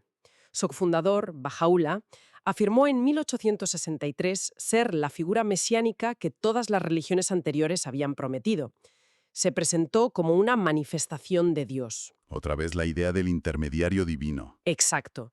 Él mismo relató experiencias místicas muy intensas que tuvo en prisión años antes, incluyendo una visión de una figura celestial, la doncella del cielo, que le reveló su misión divina y le confirmó su estatus. Así que para los bahá'ís, la profecía, entendida como revelación progresiva de Dios a través de estas manifestaciones, es el motor de la historia religiosa. Vale, hemos cubierto un espectro amplio de religiones organizadas, pero ¿qué hay de contextos donde la tradición es más oral? Pienso en culturas nativas americanas, por ejemplo. Ahí, como bien dices, la cosa es más compleja de estudiar desde fuera, porque la transmisión es oral y la autoridad la tienen los ancianos de la comunidad. Las fuentes lo reconocen. Es difícil verificarlo con los métodos académicos habituales. Claro, pero sí que hay casos documentados. El artículo menciona un ejemplo de principios del siglo XX en Canadá con 3 profetas del pueblo d'Ogrip. ¿Qué hicieron? Afirmaron haber recibido inspiración divina para llevar un mensaje cristiano a su gente, pero adaptándolo totalmente a su cultura. Usaban danzas tradicionales, entraban en trance, formas propias de su espiritualidad para vehicular ese mensaje nuevo. Un ejemplo de sincretismo, de mezcla cultural a través de la figura del profeta. Exactamente. Muestra esa capacidad del fenómeno profético para adaptarse y dialogar con distintas cosmovisiones. Y si miramos hacia Oriente, a China, ¿existe algo parecido a la profecía? Sí, tienen sus propios textos proféticos que se conocen como Chen. Los más famosos, que seguramente suenan a mucha gente, son el I Ching, el libro de los cambios. El I Ching, claro. Mitad oráculo, mitad filosofía. Eso es. Y luego hay otro texto posterior, el Tu y Bei Tu, que es una colección de poemas e imágenes muy crípticos que, según la tradición, predicen la historia futura de China. O sea que la idea de textos que anuncian el futuro también está ahí. Presente también, sí. Y bueno, hablando de predicciones y figuras enigmáticas en Occidente, es imposible no mencionar a Nostradamus. Sigue generando una fascinación tremenda. Nostradamus. Michel de Nostradame. El boticario francés del siglo XVI. Sus famosas profecías, publicadas en 1555. Las cuartetas aquellas, ¿no? Esas cuartetas crípticas son un imán, como decías. Han atraído a incontables seguidores del esoterismo que le atribuyen haber predicho prácticamente todos los eventos importantes de la historia mundial desde entonces. La Revolución Francesa, Hitler, las Torres Gemelas, se le atribuye de todo. De todo. Ahora bien, aquí las fuentes académicas, las serias, son bastante escépticas. ¿En qué sentido? ¿Dicen que no acertó nada? No es tanto eso, sino cómo se llega a la conclusión de que acertó. Argumentan varias cosas. Primero, que muchas de las supuestas predicciones cumplidas se basan en traducciones muy forzadas o directamente erróneas de sus textos originales en francés antiguo. Manipulando el texto para que encaje. A veces sí, incluso deliberadamente, sugieren. Segundo, y muy importante, la mayoría de las interpretaciones se hacen después de que ocurra el evento. Es lo que se llama vaticinium ex eventu. Profecía escrita después del hecho. Suena a trampa. Claro, es fácil ajustar una frase ambigua a algo que ya sabes que ha pasado. Y ese es el tercer punto, la extrema vaguedad de las cuartetas. Son tan ambiguas, tan poéticas y oscuras, que con un poco de imaginación las puedes hacer encajar con casi cualquier cosa. El comodín perfecto. Exacto. Y el punto clave es que no hay evidencia sólida, dicen los académicos, de que nadie haya interpretado una cuarteta de Nostradamus con la suficiente claridad como para identificar un evento histórico importante antes de que sucediera. Ahí está la clave. La predicción real debería funcionar antes, no después. Exacto. Así que la visión académica es que Nostradamus es más un fenómeno de la interpretación y la cultura popular que un profeta con capacidades reales de predicción. Entendido. Un buen jarro de agua fría para los entusiastas, pero basado en el análisis textual. Bueno, hemos visto la profecía desde la fe, desde distintas culturas. ¿Qué pasa cuando intentamos explicarla desde fuera de lo sobrenatural? ¿Qué dice el escepticismo moderno? Pues el escepticismo racional apunta a explicaciones bastante terrenales. Una es la simple coincidencia. El azar puro y duro. Claro, si un profeta hace cientos o miles de predicciones, sobre todo si son vagas, es estadísticamente probable que alguna, por puro azar, parezca cumplirse o pueda reinterpretarse como cumplida. Y nos fijamos en esa y olvidamos las 999 que fallaron. Exacto. Eso es el sesgo de confirmación. Recordamos los aciertos o supuestos aciertos e ignoramos convenientemente la enorme cantidad de fallos. La vaguedad de las profecías, como decíamos con Nostradamus, ayuda muchísimo a esta reinterpretación a posteriori. La posdicción que mencionabas. Encaje. Y hay otro factor interesante que menciona un tal Bill Whitcomb. La propia existencia de una profecía puede cambiar el comportamiento de la gente. ¿Cómo? Si mucha gente cree en una profecía, puede actuar de manera que, consciente o inconscientemente, contribuya a que se cumpla, o al revés, a que no se cumpla si es una advertencia. La profecía misma altera las probabilidades. ¿La famosa profecía autocumplida o autofrustrada? Exacto. Son factores psicológicos y sociales que pueden explicar algunos casos sin recurrir a lo sobrenatural. Tiene mucha lógica. ¿Y la psicología como disciplina? ¿Ha intentado meter mano en este tema tan escurridizo? Sí, claro. La psicología ha explorado el fenómeno desde distintos ángulos, aunque no hay una única teoría aceptada por todos, ni mucho menos. ¿Qué enfoques hay? Pues mira, Arthur Deichmann, por ejemplo, habló de un tipo de saber intuitivo, una forma de conocimiento que parece llegar sin pasar por los sentidos normales ni por el análisis racional, como una corazonada muy fuerte, pero con contenido específico. ¿Una intuición profunda? Algo así. Margaret Poloma, estudiando movimientos carismáticos, lo vio como un posible puente entre la experiencia mística personal, el yo místico, y la conexión con la comunidad, el cuerpo místico. Y sugirió que podría estar relacionado con procesos como la asociación libre, quizá más vinculados al hemisferio derecho del cerebro. Interesante esa conexión cerebral. Sí. Y luego hay teorías más, digamos, radicales, como la de Julian Jaynes y su hipótesis de la mente bicameral. Me suena, pero recuérdamela. Jaynes proponía que en épocas antiguas la conciencia humana funcionaba distinto, que las personas no experimentaban sus propios pensamientos directivos como internos, sino que los oían como voces externas, las voces de los dioses, de los ancestros, del rey. ¡Qué idea más potente! Potentísima. Y él sugería que la experiencia profética, oír la voz de Dios, podría ser un vestigio, un acceso temporal a esa antigua estructura mental bicameral, donde una parte del cerebro habla y la otra escucha. Una explicación neurohistórica casi. Exacto. Luego tienes a Joseph Chilton Pearce, que hablaba más de revelación simbólica. No tanto mensajes literales, sino como un destello de percepción, una comprensión súbita que llega en forma de imagen o símbolo, resultado de una acumulación de potencial resonante, lo llamaba él. Más cercano a la inspiración artística, quizá. Podría ser. Y la psicología cognitiva actual, claro, también tiene algo que decir. Lo relaciona con nuestra tendencia innata a buscar patrones, a encontrar significado y cómo nuestras expectativas, nuestras creencias previas, moldean lo que percibimos y cómo lo interpretamos. O sea que la mente busca activamente esas conexiones y a veces las encuentra donde quizás solo hay ruido o coincidencia. Podría ser una parte de la explicación, sí. Son todo intentos de comprender una experiencia humana muy profunda y a menudo muy extraña, desde dentro de nuestro propio aparato mental y cognitivo. Fascinante cómo la psicología intenta desentrañarlo. Y para ir cerrando el círculo, las fuentes apuntan a una conexión final que hoy nos puede sonar rara: la profecía y la poesía. Sí, puede sonar raro hoy, pero históricamente estaban íntimamente ligadas. Casi eran lo mismo en algunas culturas. ¿Cómo es eso? Para los antiguos griegos, por ejemplo, la predicción, la profecía y la poesía iban de la mano. Las profecías del oráculo de Delfos, por ejemplo, se daban en verso, en hexámetros. No lo sabía. Y la palabra latina bates Ujú. significaba tanto poeta como profeta o vidente. Se consideraba que ambos, el poeta y el profeta, estaban inspirados por una fuerza externa. Las musas para el poeta, Apolo o los dioses para el profeta. Ambos eran portavoces de algo más. Compartían esa idea de inspiración externa. Exacto. Y no solo en Grecia o Roma. En la antigua China, el I Ching, que mencionamos, sus respuestas adivinatorias a menudo se expresaban en forma de versos crípticos que había que interpretar. La adivinación y la poesía estaban unidas. Entiendo. ¿Y por qué se separaron tanto en nuestra cultura occidental moderna? Bueno, es un proceso largo.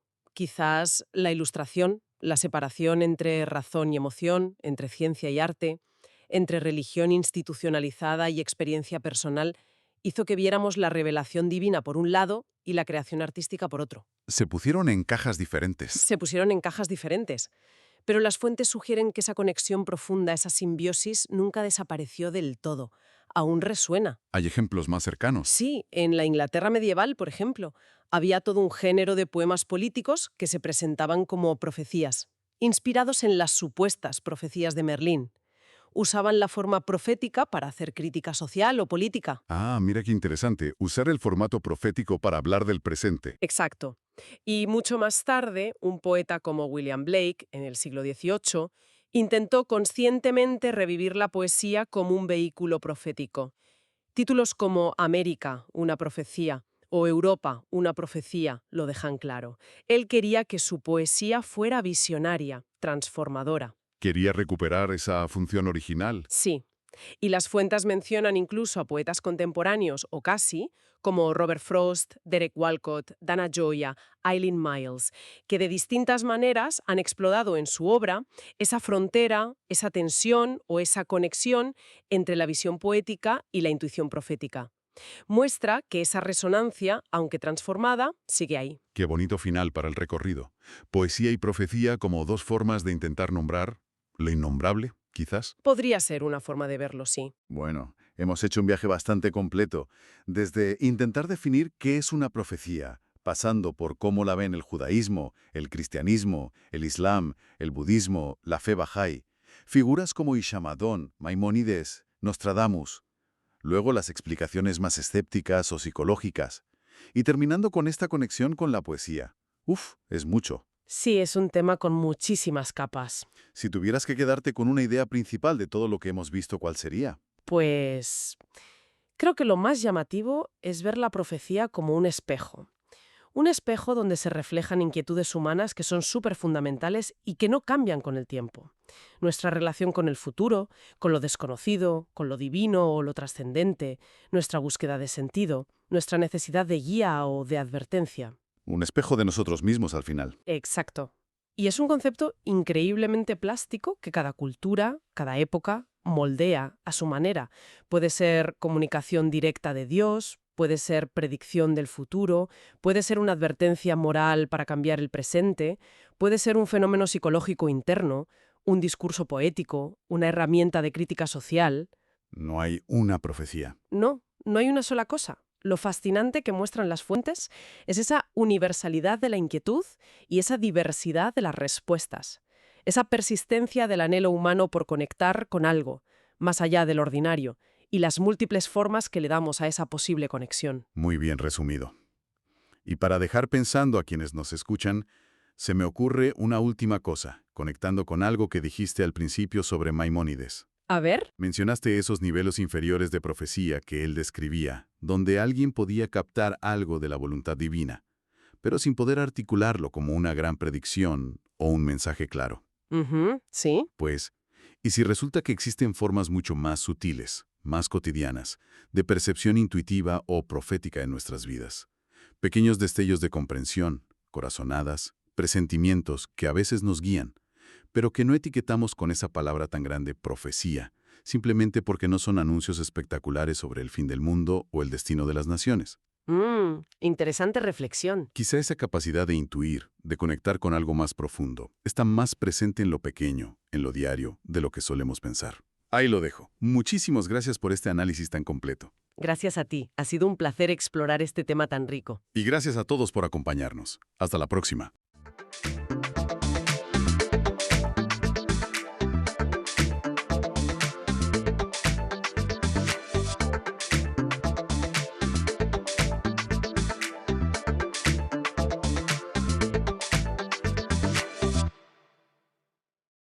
Hoy nos vamos a meter de lleno con una figura, bueno, casi legendaria.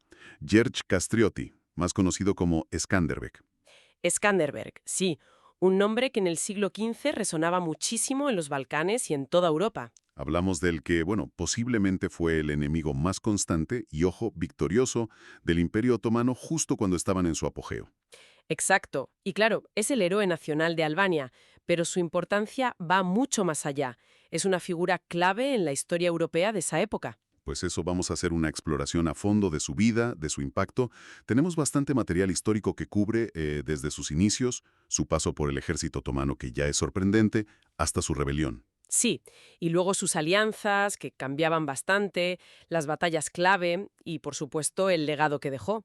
Queremos ver quién era el hombre detrás del mito. Entender al personaje real. Eso es. Y para empezar, hay que situarse. Estamos a mediados del siglo XV. Los otomanos están avanzando por los Balcanes y parecen imparables, de verdad. Una apisonadora. Totalmente. Entonces, figuras como Skanderbeg, que conseguían frenarlos, pues serán importantísimos, no solo allí, sino que se convertían en un símbolo para Europa occidental. Que miraba con miedo, claro. Con mucho miedo y a la vez con algo de esperanza puesta en esa resistencia que estaba en primera línea. Vale, pues empecemos por el principio. Sus orígenes. George Castrioti. Nace alrededor de 1405, ¿no? Aunque no hay fecha exacta. No, no hay documento, pero 1405 es el consenso. Venía de familia noble, los Castrioti. Su padre, John Castrioti, era un señor feudal con bastante poder en el centro norte de Albania. Controlaba territorios clave. Y como muchos nobles de la época, su lealtad era, bueno, un poco veleta, ¿no? Totalmente. John Castrioti es el ejemplo perfecto de la política balcánica del momento. A ver, fue católico y aliado de Venecia, luego se acercó a Serbia y fue ortodoxo, y finalmente acabó siendo vasallo del sultán otomano. O sea, jugaba todas las bandas. Se adaptaba, digamos. Y esto nos lleva a una práctica muy habitual: enviar a los hijos como rehenes a la corte otomana. Que suena fatal, rehén, pero no era estar en una mazmorra, ¿verdad? No, para nada. Era una forma de asegurar la lealtad del padre, sí, pero también podía ser una oportunidad para el hijo. Recibían una educación de élite, sobre todo militar, en sitios como la escuela en Derun. Podía ser una vía de ascenso dentro del sistema otomano. Y ese fue el camino de George al principio. Lo enviaron a la corte, seguramente a Edirne, como rehén. Parece que fue en 1423 la vez definitiva. Sí, y allí recibió esa formación militar y administrativa. Hay cierto debate sobre si fueron todos los hermanos o solo él y Stanicha. Incluso si a Stanicha se le aplicó el devshirme, la leva de niños. Pero Georg, al ir ya más mayor, parece que fue más como un noble educado en la corte. Y no tardó en destacar, por lo que se ve. No, enseguida empezó a ascender. Las fuentes otomanas lo mencionan recibiendo un timar. Un timar era, como una concesión de tierras, ¿no? A cambio de servicio militar. Exacto. Eso lo convertía en sipaji, parte de la caballería feudal otomana. Participó en campañas militares otomanas, lo que curiosamente llegó a preocupar a su padre, John, que pidió perdón a Venecia por si su hijo luchaba contra cristianos. ¿Qué cosas? Y siguió subiendo. Fue Subashi, gobernador local de Kruye, su tierra, entre 1437 y 1438. Sí, y después ascendió a Sanjak Bey de Dibra, que ya era gobernador de una provincia más grande, sobre 1440. Que no es poca cosa la comparación, ¿eh? Con Alejandro Magno. Nada modesta, ¿no? Sugiere que sus habilidades militares ya eran muy reconocidas por los propios otomanos. Y es llamativo que durante la gran revuelta albanesa de 1432 a 1436, él se mantuvo leal al sultán. Sí, es un punto importante. No se unió a esa revuelta. Estaba integrado en el sistema otomano. Sirvió al imperio casi 20 años. Aprendiendo todo lo que luego usaría en su contra. Exactamente. Aprendió sus tácticas, cómo funcionaba su administración, hizo contactos, un conocimiento que, irónicamente, fue clave para su rebelión. Y entonces llega el momento del giro radical. Noviembre de 1443, batalla de Niš. Los otomanos contra los cruzados de Juan Hunyadi. Y en plena batalla, Skanderbeg, con unos 300 soldados albaneses que le eran leales, deserta. Hay alguna fuente que lo sitúa un poco después, en Kunovica, pero Niš es lo más aceptado. Es que es de película. ¿Abandonar al ejército imperial en medio de una batalla tan importante? Una decisión de una audacia tremenda y un riesgo enorme, claro. Pero no solo desertó, se fue directo a Kruye. A su antigua plaza como gobernador. ¿Y qué hizo allí? Pues aún más sorprendente. Llegó a Kruye y, según cuenta la historia, usó una carta falsificada del sultán Murad II para que el gobernador le entregara la fortaleza. Increíble. Y el 28 de noviembre de 1443 toma el control. Y lo primero que hace es izar el estandarte de su familia, el de los Castrioti, el águila negra de 2 cabezas sobre fondo rojo. ¿La actual bandera de Albania? La misma. Y renuncia públicamente al Islam, vuelve al cristianismo y, según algunas crónicas, fue bastante drástico con los musulmanes que había en la zona. Para los otomanos, claro, pasó a ser Hain Iskender. El traidor Iskender. Exacto. Y este acto fue como la mecha que encendió todo. Ya había resistencia en Albania, ojo, gente como George Arianiti ya estaba en rebelión. Pero Skanderbeg le dio otra dimensión. Sí, convocó a los principales nobles albaneses y también a algunos serbios como Stefan Kronojević en Leje, que era territorio veneciano, en marzo de 1444. Y allí se formó la Liga de Leje. Un momento clave. Importantísimo. Fue la primera vez que esos principados albaneses, que siempre andaban a la greña entre ellos, se unían militarmente bajo un único líder contra el enemigo común, los otomanos. Y el líder elegido fue él, Skanderbeg. Su gran basa era conocer al enemigo por dentro. ¿Cómo planteó la lucha? Su estrategia fue, la verdad, brillante y muy adaptada al terreno albanés. Sabía perfectamente que no podía ganar a los ejércitos otomanos, que eran enormes, en una batalla a campo abierto. Claro, imposible. Imposible. Así que optó por una defensa móvil, usando las montañas a su favor. Pura guerra de guerrillas. Atacar y retirarse, emboscadas, cortarles los suministros. Desgastarles. Justo. Les negaba la batalla campal que ellos querían y les obligaba a luchar en un terreno dificilísimo, donde su número no era tan decisivo. Su ejército inicial, unos 10.000 o 15.000 hombres, eran sus tropas más leales y las de otros nobles, a los que tenía que estar convenciendo constantemente. Y los resultados no tardaron en llegar. Verano de 1444. Torbiol. Sí, Torbiol fue espectacular. Se enfrentó a un ejército otomano mucho mayor, dirigido por Ali Pasha, Usó una emboscada perfectamente planeada, con su sobrino, Hamza Castriotti, jugando un papel clave. ¿Y el resultado? Una victoria aplastante. Las crónicas hablan de 8.000 otomanos muertos frente a muy pocas bajas albanesas. Esa victoria resonó por toda Europa. Me imagino. El invencible ejército otomano derrotado así. Claro, y siguieron otras victorias importantes. Mokra en 1445, Otonete en 1446. Parecía que Skanderbeg era imparable. Pero la cosa nunca es tan sencilla, ¿verdad? Pronto tuvo otro frente abierto. Efectivamente, no solo luchaba contra los otomanos, tuvo un conflicto bastante serio con la República de Venecia. ¿Con Venecia? Pero si la Liga se formó en territorio veneciano. Al principio eran neutrales, incluso le veían con buenos ojos como freno a los otomanos, pero pronto empezaron a verlo como una amenaza para sus propios intereses comerciales y territoriales en la costa albanesa. Claro, los venecianos tenían muchas posesiones ahí. Exacto. Así que entre 1447 y 1448 hubo una guerra abierta, la guerra albano-veneciana. Hubo disputas por fortalezas como Dagnum, ataques albaneses a ciudades venecianas. Y Venecia reaccionó fuerte. Muy fuerte. Llegaron a poner precio a la cabeza de Skanderbeg. Y lo peor fue que intentaron jugar sucio, incitando a los otomanos a atacarle por el este mientras ellos presionaban por la costa. O sea, luchar en dos frentes. Menudo panorama. Complicadísimo.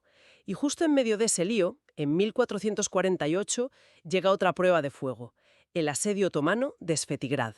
Otra vez los otomanos. Sí, y esta vez dirigido por el propio sultán Murad II. La fortaleza resistió bastante, Skanderbeg hostigaba al campamento otomano, pero al final Svetigrad cayó.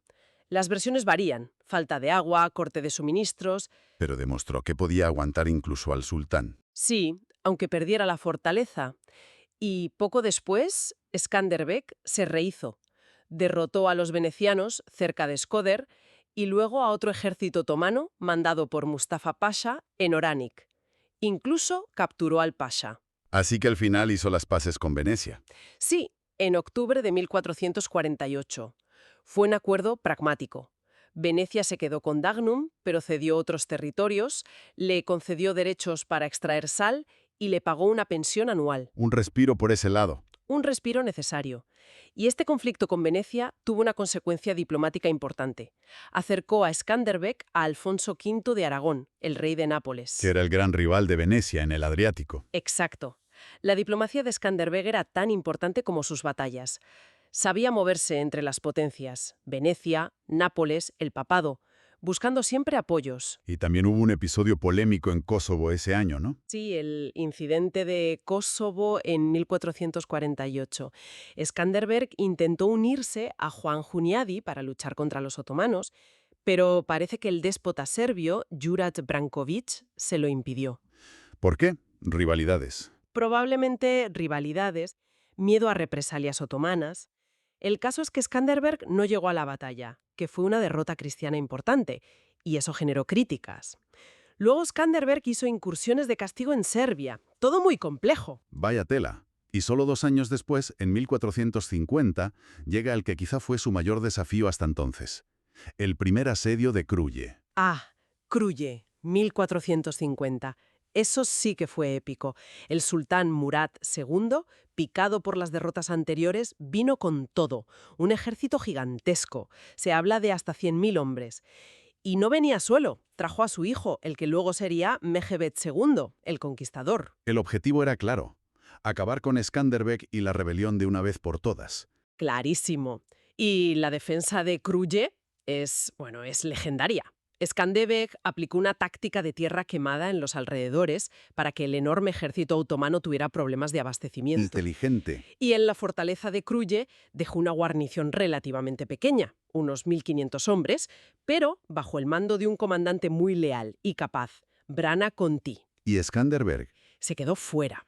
Sí, él con el grueso de sus fuerzas, que tampoco eran muchas, se dedicó a lo que mejor sabía hacer, hostigar sin parar el campamento otomano, ataques sorpresa, incursiones nocturnas, cortar a las caravanas de suministros. Volvía locos a los otomanos. Mientras tanto, dentro del castillo. Dentro, Brana Conti y sus hombres resistieron de forma increíble. Rechazaron asaltos directos, sobrevivieron a intentos de cortarles el agua. Se dice que el propio sultán le ofreció a Conti una fortuna por rendirse y él se negó en rotundo. ¡Qué valor! Durante meses, la pequeña guarnición aguantó y las tácticas de guerrilla de Skanderbeg fuera hicieron mella. El ejército otomano empezó a sufrir por las enfermedades, la falta de comida, la moral bajó por los suelos. ¿Y el resultado final? Pues algo casi impensable. En octubre de 1450, Murat II tuvo que levantar el asedio y retirarse. El sultán en persona, derrotado. Las pérdidas otomanas fueron tremendas. Se habla de 20.000 bajas solo en el asedio y muchas más durante la retirada. Una victoria defensiva brutal. Monumental. Resistir y vencer a un ejército dirigido por el mismísimo sultán catapultó la fama de Skanderbeg por toda Europa. Se convirtió en el gran campeón de la cristiandad, el muro contra los otomanos. Después de algo así, imagino que buscó consolidar su poder. Claro, necesitaba asegurar apoyos. En 1451 firmó el Tratado de Gaeta con Alfonso V el Aragón, el rey de Nápoles. El que era rival de Venecia. Ese mismo. En el tratado, Skanderbeg se declaraba formalmente vasallo del rey de Nápoles a cambio de ayuda militar y financiera. Vasallo. ¿Eso no era como perder independencia? Formalmente sí, reconocía una soberanía superior, pero en la práctica, de facto, Skanderbeg siguió teniendo el control total de Albania. Era una alianza estratégica, pura necesidad. Alfonso V veía a Skanderbeg como una pieza útil contra los otomanos y para sus planes en los Balcanes, y Skanderbeg necesitaba desesperadamente recursos después del desgaste del asedio. Tenía sentido. Y para reforzar la unidad interna hizo otro movimiento muy inteligente. Se casó con Donika Arianiti. La hija de Georgi Arianiti, el otro gran noble albanés. Exacto. Un matrimonio político de manual para fortalecer la alianza entre las dos familias más poderosas de la resistencia albanesa. Se casaron en abril de 1451. Vale, parecía que las cosas se estabilizaban un poco. Pero claro, llegó Mehmed II al trono otomano. Y Mehmed II, el que conquistó Constantinopla en 1453, no era Murat II. Era joven, ambicioso y tenía una fijación con acabar con Skanderbeg. Así que continuaron los ataques otomanos. Sí, y Skanderbeg sufrió un revés bastante serio en 1455, en el asedio de Berat. Ahí cometió un error. ¿Qué pasó en Berat? Pues estaba asediando la fortaleza otomana de Berat. Parece que se confió, pensando que se rendirían pronto, y dividió sus fuerzas. Dejó parte de su caballería vigilando, algo expuesta, mientras él se iba temporalmente. Mala idea. Malísima. Porque justo entonces llegó un ejército otomano de refuerzo por sorpresa y aniquiló a esa caballería albanesa. Fue una derrota muy dura. Consecuencias. Bastantes. Minó la moral, creó tensiones con la familia Arianiti, que perdió muchos hombres allí, y pareció abrir una etapa de más dificultades internas. Sí, porque empezaron las deserciones, ¿no? Hubo desafíos importantes, sí. Moisi Golemi, uno de sus generales, desertó en 1456, aunque luego Skanderbeg lo derrotó y, sorprendentemente, lo perdonó. También hubo más oposición de otros nobles, a veces apoyados por Venecia, e incluso traiciones familiares dolorosas. La de su sobrino, Hamza Castrioti. Esa fue terrible. Hamza, que había luchado a su lado, se pasó al bando otomano. Quizá por celos, porque en 1456 nació el hijo de Skanderbeg, John, y Hamza vio frustradas sus esperanzas de ser el heredero. Traicionó a su tío y se unió a los otomanos. Sí, y conocía perfectamente las tácticas de Skanderbeg. En 1457, Hamza lideró, junto a otro general otomano, Isaac Beg, un gran ejército contra Albania. La situación parecía crítica. Pero Skanderbeg dio la vuelta. Le dio la vuelta de forma espectacular. Tras meses de evitar la batalla directa, atrajo a los otomanos a una llanura llamada Albulena, o Uge Barza. La batalla de Albulena, otra de sus grandes victorias. Quizá la más brillante estratégicamente. Fue una victoria total. Aniquiló prácticamente al ejército otomano. Las cifras son brutales. Se habla de 15.000 muertos y 15.000 prisioneros otomanos. Una masacre. Una derrota tremenda para Mehmed II.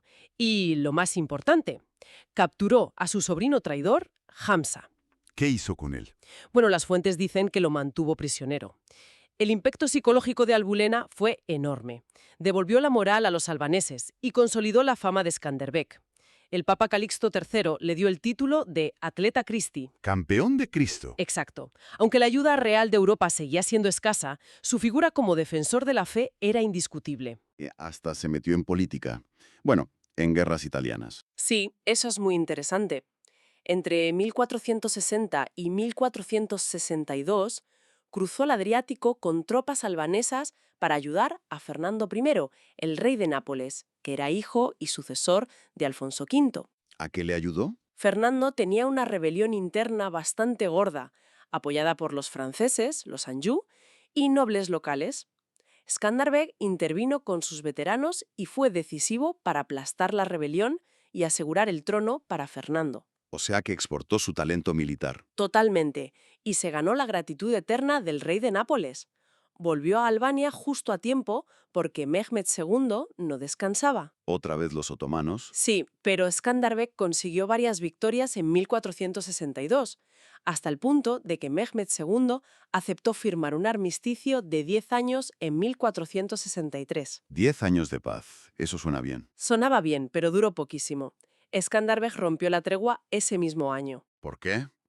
Se unió a una nueva iniciativa de cruzada del Papa Pío II, que al final no se materializó, y sobre todo se alió con Venecia, que acababa de declarar la guerra a los otomanos. Otra vez aliado de Venecia. Si se habían estado matando antes. Política, pura y dura. Pragmatismo. El enemigo de mi enemigo. Ya sabes, volvió a aliarse con Venecia en agosto de 1463. La década de 1460 fue de guerra sin parar, entonces. Sin tregua. Victorias, derrotas. Hubo momentos muy duros, como en 1465. En una batalla, los otomanos capturaron a varios de sus mejores comandantes, incluido Moissi Golemi, al que había perdonado. ¿Y qué les pasó? Mehmed II ordenó que los ejecutaran brutalmente en Constantinopla, desollados vivos, según algunas crónicas. La guerra se volvió terriblemente cruel por ambos lados. Skanderbeg se vengó ejecutando prisioneros otomanos después. Uf, qué horror. ¿Y Mehmed II seguía obsesionado con Kruye? Obsesionado. En 1466 volvió a la carga. Dirigió personalmente el segundo asedio de Cruje. De nuevo, un gran ejército. ¿Y resistió Kruge otra vez? Resistió. La guarnición, mandada por Tanustopia, aguantó. Pero Mehmed II, antes de irse, hizo algo nuevo y muy peligroso. ¿El qué? Construyó una fortaleza nueva y muy poderosa, el Basán, en pleno centro de Albania. ¿Para qué? Para servir de base permanente a las tropas otomanas. Desde el Basán podían controlar mejor el territorio, lanzar ataques y, sobre todo, apoyar futuros asedios a Cruje. Fue un movimiento estratégico muy inteligente por parte del sultán, una espina clavada en el corazón de Albania. La cosa se ponía fea. ¿Qué hizo Skanderbeg? Pues hizo un último viaje desesperado a Italia en el invierno de 1466-67 para pedir ayuda. Fue a Roma a ver al Papa Paulo II y a Nápoles a ver a su amigo el rey Fernando. ¿Consiguió algo? Muy poco del Papa. Hay una anécdota famosa, quizá exagerada, que dice que Skanderbeg llegó a Roma casi sin dinero y tuvo problemas hasta para pagar el hotel. El Papa le dio algunos fondos, pero nada significativo. ¿Y Nápoles? Nápoles fue más generosa, como siempre. Pero aún así, los recursos eran limitados frente al poderío otomano. La ayuda externa nunca fue suficiente. Volvió a Albania con lo opuesto, casi. Prácticamente. Pero volvió con la moral intacta. Se alió con otro líder importante, que a veces había sido rival, Leke Dukagini. Y juntos lograron una victoria increíble en abril de 1467. ¿Otra más? Sí, y muy importante. El comandante otomano que había quedado asediando Cruje, Balaban Pasha. El que construyó el Basan. No, el Basan la hizo Mehmed. Balaban era el general al mando. Ah, cierto. Balaban Pasha, que seguía asediando Cruje, Skanderbeg atacó su campamento. Y en la batalla, Balaban Pasha murió. ¿Cómo murió? Pues se dice que de un disparo de arcabuz, un arma relativamente nueva. Un soldado llamado George Alexi le acertó. Y sin su comandante. El ejército otomano que asediaba Cruje fue prácticamente aniquilado. Skanderbeg entró triunfante en Cruje una vez más. Fue su último gran momento de gloria militar. Pero Mehmed II no se rindió. Nunca. Volvió ese mismo verano de 1467 con otro ejército enorme.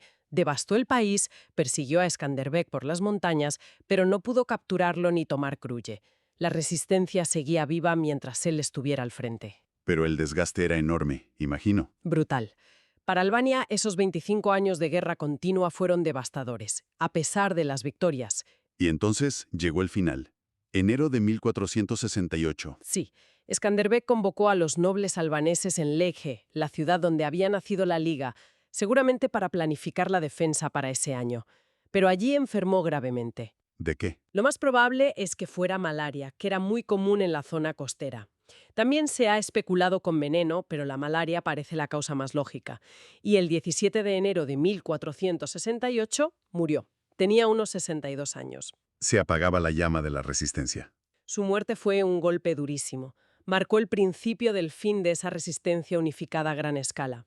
Aunque otros líderes, como Leke Dukagjini, siguieron luchando durante años, nadie tenía el carisma, la autoridad y el genio militar de Skanderbeg para unir a todos. ¿Y qué pasó con Kruye?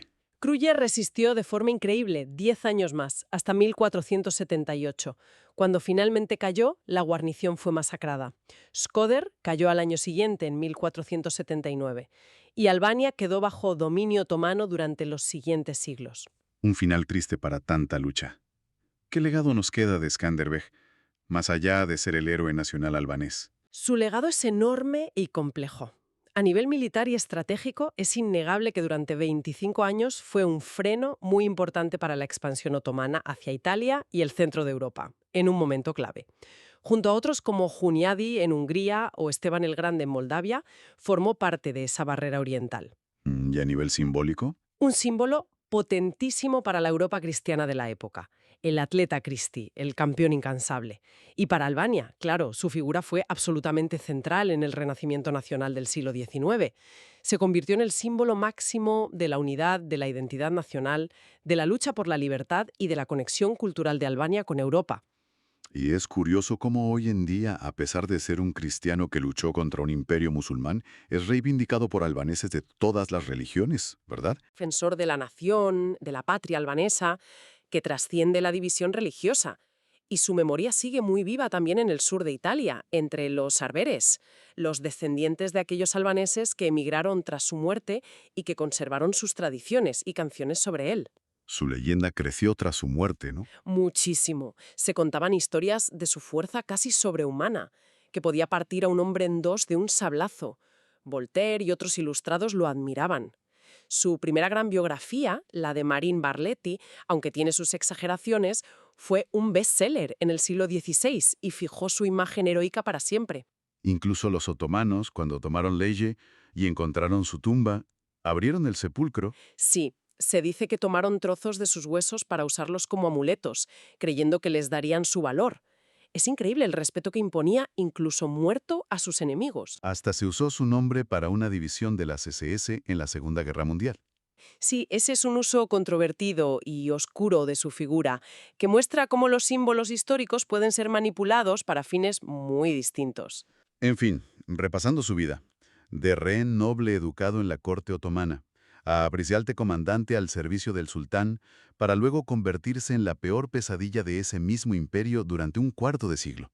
Un estratega genial, un líder nato y un símbolo de resistencia que perdura. Una trayectoria realmente extraordinaria. Y quizás para terminar con una reflexión, podríamos plantearnos algo. Skanderbeg fue, sin duda, un líder excepcional, casi un mito en vida.